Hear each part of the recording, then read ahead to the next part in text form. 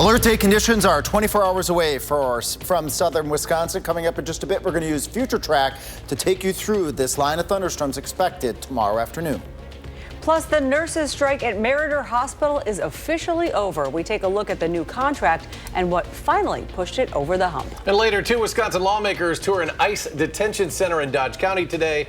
What they're saying about the visit. We welcome you to News 3 Now at 6. And good evening. Thanks for watching. I'm Eric Franke. And I'm Sarah Carlson. We begin tonight with first warn weather, with the heat building up and the smoky skies sticking around most of the day. And that's ahead of what could be severe weather tomorrow afternoon. The first warn weather team has been tracking these conditions since last week. Let's check in with Chief Meteorologist Alex Harrington and our first warn forecast. Alex? Eric, Sarah, southern Wisconsin at this time tomorrow night, radar 3000 is likely going to be lit up with showers and thunderstorms. Some of those could be on the strong side. The alert day condition period is going to be approximately the 3 p.m. time frame to the 11 p.m. time frame tomorrow. That's that window of opportunity for strong winds would be the main threat with this area of showers and thunderstorms expected this time tomorrow night. Although we can't rule out some hail, we can't rule out the threat of a brief spin-up tornado, but those threats are very low. The main threat, again, being damaging winds and also good chances for water if you are looking for drops for your garden, for your fields. Well, we've got some good chances for that with this weather system tomorrow afternoon going into the beginning of Wednesday. A good half inch, maybe 3/4 of an inch. Areas down towards Janesville could see more than an inch of water, and they really need that water. And coming up in Maine weather, we'll use Future Track to show you when those storms start, when they peak, when they end, when you can expect them in your neighborhood, and also how this water impacts the wildfire smoke. That's coming up in a bit. Alex, thank you. And you can track the forecast for yourself with our First Warn weather app, hourly planners, road conditions, and radar. You can download it for free in your phone's app store. Just search WISC weather. Well, the nurses' strike at Meriter Hospital is officially over. The nurses' union and hospital agreed to a new 2-year contract over the weekend. The nurses returned to work Sunday morning after 5 days on strike. And News 3 Now's Jalen Banks joins us with what got this deal done. After nearly a week of being out on the picket lines, the nurses of Meriter are back at work. When we fought, we won! Because we did. It took over 25 bargaining sessions, but Unity Point Health Meriter and the union representing its nurses agreed on a new 2-year deal, addressing concerns of safety for the nurses. And speaking with the union's president, they say the biggest hangup was contractual language. We were able to pull together the safe staffing language, which was probably the hardest part of the entire contract. You know, management really didn't want it, but yet we really felt we needed to have something that was enforceable. The new contract would increase the number of nurses on the safety committee at the hospital. We're able to meet on an annual basis to discuss staffing and discuss what's working and what's not working within our work, or with our nurses and management, with a guarantee of nursing input. The hospital released a statement on the new contract saying, "We are extremely pleased to reach a contract that we all can be proud of. Nurses are critical to what we do each day, and we believe that this contract recognizes their skill, commitment, and passion." The deal also includes an 8% gradual increase in pay over the next 2 years. For now, reporting in the newsroom, Jalen Banks, News 3 Now. Jalen, thank you. Now, we have covered this story extensively, and you can find all of our coverage on the bargaining, strikes, and finalized deal on our website. Just head to channel3000.com. A woman accused of killing her mother in Blue Mounds is being bound over for trial. Sierra Schoonover is charged with first-degree intentional homicide. Prosecutors say she killed her mother, Heather Schoonover. And today in court, a judge found Sierra competent to stand trial. A not guilty plea by reason of insanity had been entered on her behalf. Well, police found Heather Schoonover dead on April 14th at a home on Smoky Mountain Trail in Blue Mounds. Investigators identified Sierra as a suspect. Now, she left the area, but police later found her after she crashed on State Highway 78. She spent time in the hospital before being taken into custody. A Fall River man who prosecutors say stabbed a teen girl before running her over back in 2022 made his plea in court today. Dylan Lenz pleaded no contest to a charge of attempted first-degree intentional homicide with use of a deadly weapon.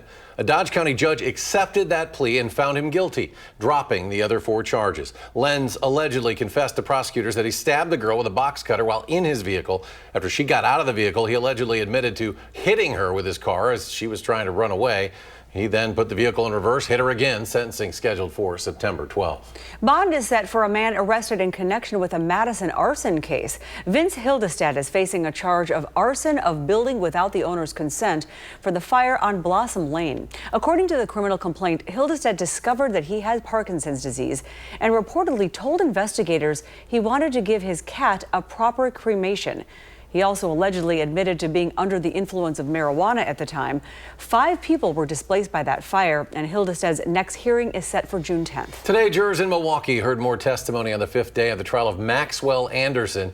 He's charged with homicide, mutilating a corpse, hiding a corpse, and arson for the murder of 19-year-old Sade Robinson. That was last April. Prosecutors say Anderson killed Robinson after their first date, scattered her body parts throughout Milwaukee County, set her car on fire. And today, jurors heard from Anderson's downstairs neighbor. The night Robinson went back to Anderson's house, the neighbor said he didn't hear anything until about 5:30 the next morning.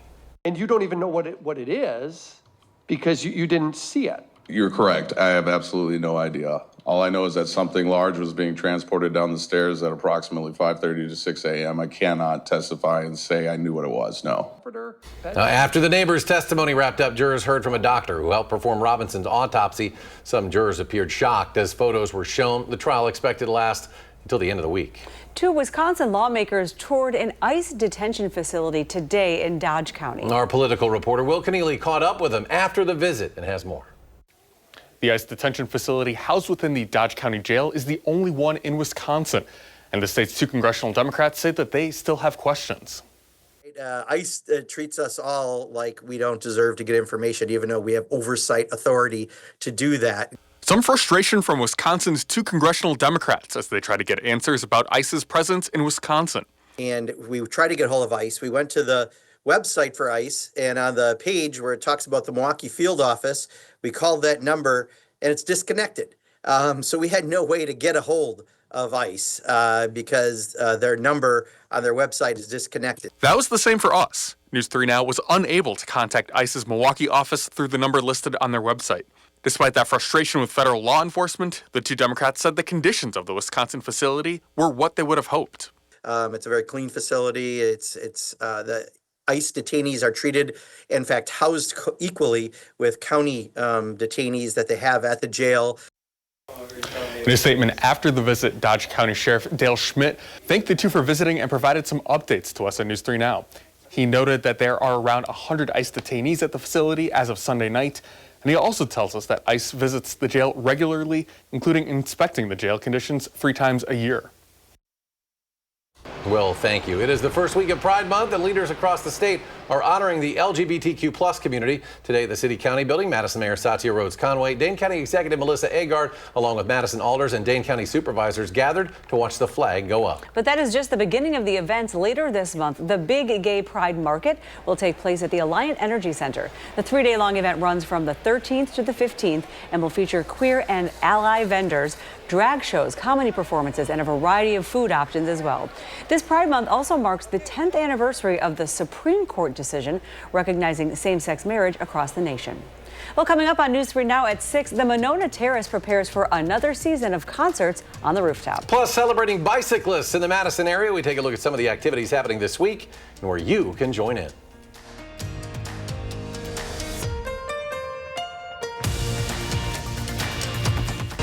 You're watching News 3 Now at 6.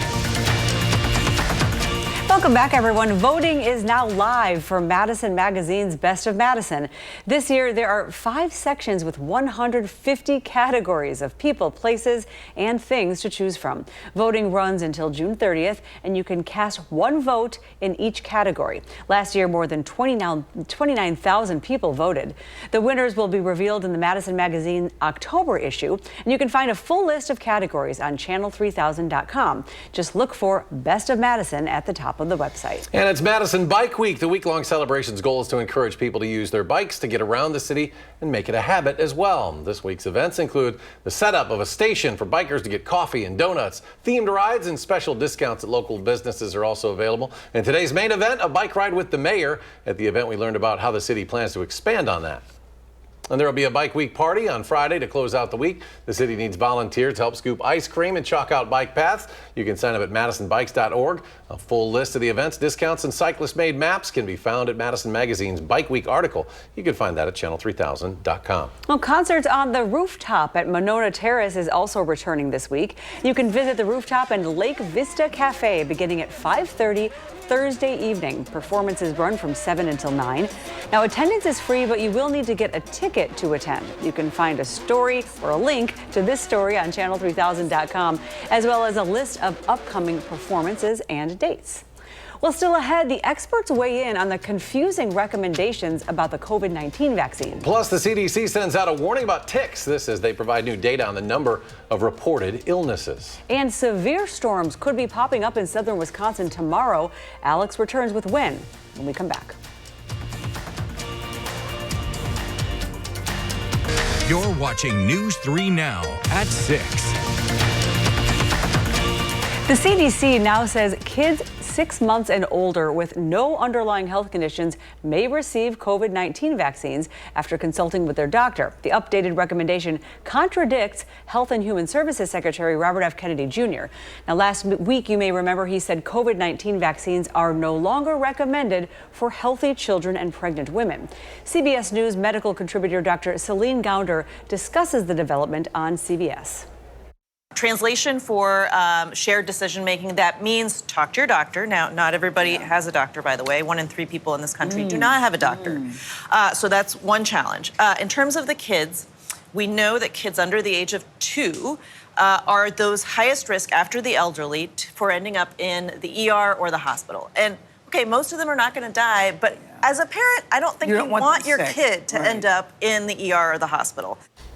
Vaccines for pregnant women are still not recommended by the CDC and are now listed as no guidance not applicable on the agency's website. However, the American College of Obstetricians and Gynecologists still recommends pregnant women get vaccinated for their own health and the protection of the baby. Tick-borne disease cases are on the rise in the U.S. That's according to CDC data, and the number of these illnesses reported each year has actually quadrupled over the past 2 decades. Experts believe the increase in diseases is due to several factors, including climate change. The rising heat and humidity helps ticks thrive. Growing tick populations and improved disease tracking also plays a role here. Lyme disease is by far the most common. More than 89,000 cases of Lyme disease were reported by the CDC, by state health departments, and the District of Columbia in 2023. Early symptoms of Lyme disease, unfortunately, are going to look a lot like the flu. So there'll be things like fever, fatigue, headaches, and muscle aches. Currently, there are no vaccines for any of the diseases carried by ticks, but experts say several vaccines are in clinical trials as we speak. The National Weather Service is getting permission to hire about 125 new meteorologists and specialists for its forecast offices across the country. That temporary lift of the federal hiring freeze comes as hurricane season begins. The move could allow several weather forecast offices to not have to cut back on employee hours or overnight staffing during times of non-life-threatening weather. But the new hires will not make up for all the personnel lost during the Trump administration's cutbacks. Earlier this year, the NWS lost more than 500 employees and to layoffs and early retirement packages. Well, chances for some strong storms tomorrow. Alex now with a complete look at the forecast. Yes, alert day conditions Tuesday afternoon going into Tuesday night. Let's break it down for you right now here. 3 p.m. to 11 p.m. Tuesday. That's that window of opportunity for the potential for severe storms. Hopefully it doesn't materialize. If they do go severe tomorrow afternoon and tomorrow evening, strong winds would be the main threat. We can't rule out hail. We can't rule out an isolated tornado. But the primary threat is going to be with strong damaging winds if we do have a few of these storms become severe. Future track, all right, noon, a couple showers, couple thunderstorms up towards Juneau and Adams counties. But it says we head into the afternoon hours. Take note over parts of southwest Wisconsin. We see some showers and thunderstorms developing from Viroqua down to Lone Rock, down to Darlington. And it's those showers and thunderstorms that likely are going to start the potential for the severe weather as we go into the afternoon and evening hours. And also take note, too, a lot of these showers and thunderstorms are in thin, narrow lines. And when you see thin, narrow lines, it's usually also an indicator that the primary mode of severe weather, if we do get severe weather, will be in the form of gusty winds. The threat of severe weather ends as we go past 11 o'clock because the cold front pushes off to the south and east, allowing cooler and less unstable air into the area. As that occurs overrunning showers and a couple thunderstorms will continue, perhaps all the way through 6 o'clock in the morning on Wednesday, carrying on till about noon. If that's the case, the rainfall amounts will be relatively plentiful across parts of the area. More on that in just a moment. Again, it's damaging winds. It's the primary threat tomorrow. Overall water amounts, a good solid 1/4 to 1/2 inch of water. Some areas, though, let's say south and east of Highway 151, that's where that reinforcing rain building overnight, Tuesday night into Wednesday, may bring some heavy rainfall to parts of the area. Level 1 out of 5 risk for all of southern Wisconsin for severe weather. Level 2 out of 5 for Madison and areas to the south and to the west. What this means is isolated to scattered severe thunderstorms are possible as we go into Tuesday afternoon, going on into Tuesday evening. And the smoke, now we all know just stepping outside, we got that hazy look to that sky. Look at the orange here. Watch what happens into Tuesday. This is a plus. You got that rain and the thunderstorms will actually bring that smoke down to the ground and smash it into the ground, at least briefly. Those raindrops cling on to those smoke particles, and then unfortunately our smoke model here is bringing the potential for that smoke back into the area as we go into Wednesday behind that cold front. Warm tonight, upper 60s to right around 70 degrees and right around 80 for areas Madison and south and east ahead of that cold front. And there are those smoky skies. If you want to send us your weather photos, all you have to do is just scan that QR code, just like Connie did up in the Montello area, showing us the smoky conditions that, again, will improve by the time we get into Tuesday afternoon, going on into Tuesday evening with that cold front moving across the area. Following our cold front and our alert day conditions, more shower chances as we go on into Wednesday morning. And then as we go into Thursday night, going into Friday, some additional shower chances and more storm chances as we head out towards the end of the upcoming weekend. This weekend, I had an opportunity to go out and visit plane that was hit by an infamous F4 cyclone. They called it cyclones back in 1918 that killed 8 in southwest Wisconsin. I was invited out to discuss the meteorological conditions that brought that cyclone into southwest Wisconsin. What I found using rare weather data was that 2 supercell thunderstorms likely merged just west of the Mississippi River, and then that storm progressed right through southwest Wisconsin in a perfect environment for long track tornadoes, which include very warm, humid air, twisting winds with height, and right over southwest Wisconsin, the perfect environment of a maximum area of strong winds that helped lift the air, basically like having a vacuum cleaner over southwest Wisconsin. And that warm front and morning storms, through accounts in one of the books that was written on the tornado, helped verify that there was additional lift and rotation likely in southwest Wisconsin that made that storm so infamous and so strong. I want to thank the Old Franklin Township Historical Society for having me out. It was a wonderful time and a nice opportunity to dig into this event over 100 years ago. Unbelievable. That's cool. Thank you, Alex. You're welcome. Storming into the finals, UW-Whitewater, huh? Yeah, they're not messing around this year, that's for sure. Coming up in sports, back to that championship series, how the Warhawks dominated another opponent at the College World Series. That's next on News 3 Now.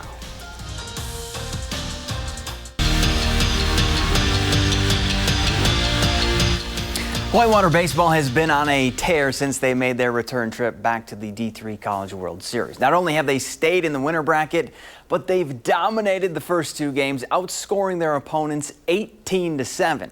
Well, up next for UW, Rowan University and a spot in the best of 3 championship series, bottom 5, and who else but Adam Kootway finding a way to give his guys the lead. A 2-run double puts Whitewater ahead. And from there, it was all Warhawks. 8th inning, they're up 10-4 now, and Sam Payton puts a cherry on top with a 3-run homer. Warhawks roll 17-4. They'll face Messiah in the championship series starting on Tuesday. Well, in case you missed it yesterday, Cal Fisher brought his big bat up to the batter's box. The former Deerfield Demon ties the game up with 1 swing in the 7th to lead Florida State on to the Super Regionals. Looks like we'll have to wait a little bit longer until he's back at the duck pond for the summer with the Mallards. And the Brewers opening up a 3-game series with the Reds tonight, and Christian Yelich is in the lineup after leaving yesterday's game early after he was hit by a pitch. Yelich has been swinging a hot bat of late, 10 hits, 9 RBI, and 3 home runs in his last 5 games. And for that, Yelich has been named the NL Player of the Week. Oh, so they keep it going. Zach, thank you. Coming up tonight, News 3 Now at 10, the Wisconsin Historical Society will not fly a pride flag this June, breaking its long-standing tradition of doing so. Why the organization says it's to establish consistency, and why advocates say it's doing just the opposite. And that's coming up tonight. Join us for News 3 Now at 10. And we've got a busy day in weather or coming tomorrow, too. Yeah, potentially severe weather tomorrow afternoon from approximately 3 p.m. to 11 p.m. This is for all of southern Wisconsin. The primary risk that we're looking at is strong damaging winds with this line of thunderstorms, or at least several potential lines of thunderstorms. Hail and tornado threats, they're not zero, but the threat is very low at this point in time for hail and for tornadoes with this area of showers and thunderstorms moving through during the afternoon and evening hours. The gusty winds and primary threats, I also want to call out here too, just the flooding risk is likely going to be low, even though amounts are going to be plentiful, which is great. We got pretty dry grounds out there that are really going to want to soak up these raindrops. And some of the areas that really need that water is down towards Janesville, over towards Monroe, and east over towards Elkhorn, where they're still dealing with moderate drought conditions. Join us again tonight at 10. I'll give you a 10-day look at the total amount of water. I think some folks will like that forecast. That's good. Alex, thank you. And thanks for joining us for News 3 Now at 6. Coming up next, Entertainment Tonight. And our next newscast is coming up tonight at 10. You can always find us streaming too 24/7 on Channel 3000+.